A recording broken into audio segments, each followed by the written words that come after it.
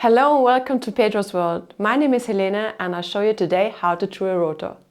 Disc rotors normally don't need much maintenance, but they have to be straight to run nicely through your brake pads and the caliper. Unfortunately, rotors are easy to bend and that happens very often through a crash or during transport. A tip from mine: when you fly with your bike to your race or anywhere, always dismount the rotors because they get so easily bent in the back, and it's something you don't want to have when you arrive at your destination. So today I'll show you how to straighten the rotors.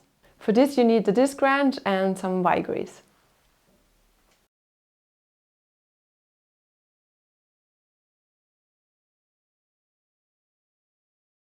This disc wrench here is the tool for the job. It has a 7 and 8 mm flare wrench, perfect for the brake lever connection, and has an integrated disc tuning function, which we'll use today.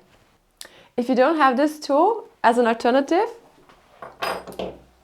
you can use a needle nose plier or adjustable wrench. But be careful, with these ones you can easily scratch a disc. But no matter which tool you're using, make sure they don't have any grease on them.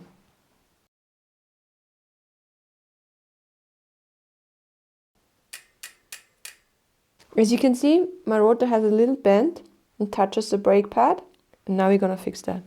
But before you start, you really want to check that the problem is coming from the bent rotor and not from something else. For example, the rotor bolts, if you have the center lock ring, maybe the wheel axles, even the brake calipers, or if your hub is destroyed, it could be also the HUD.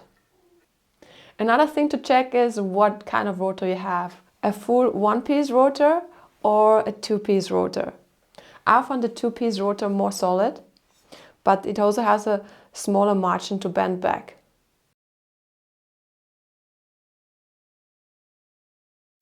After checking all the hardware on my bike, I can say my rotor is bent and I can actually start truing my disc. For that, I'm positioning myself over the caliper and over the brake pads for a good line of sight. The best is you're looking for daylight for each side of the rotor.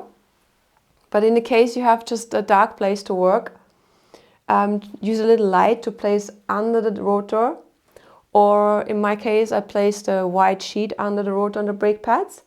So when you look in, it shines through and you see the gap between the brake pads and the rotor.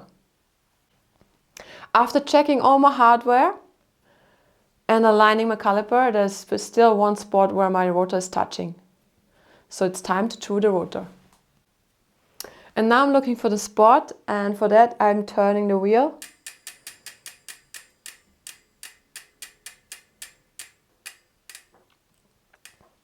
So here's the spot where my disc is bent. As soon as you find a bend, just remember it, or if you want, mark it with a marker, and you can start truing it back with your true tool.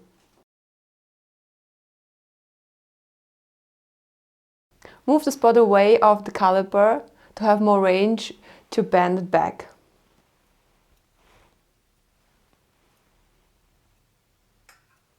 And then start bending it gently.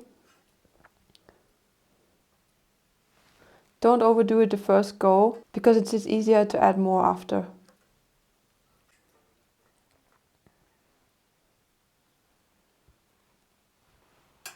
So in my case it was not enough. So I do the same procedure again and bend a little bit more. Then always checking in between.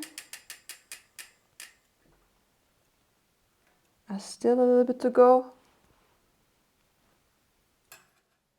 It's hard to get it absolutely perfect, but a little drag is acceptable. For my fine adjustment, just use the tip of the tool.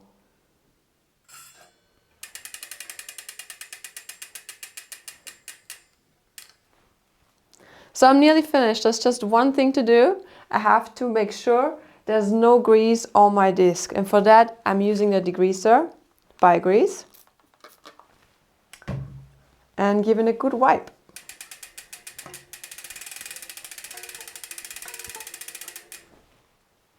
So that was it. I hope you enjoyed the video, and you're gonna try this by yourself.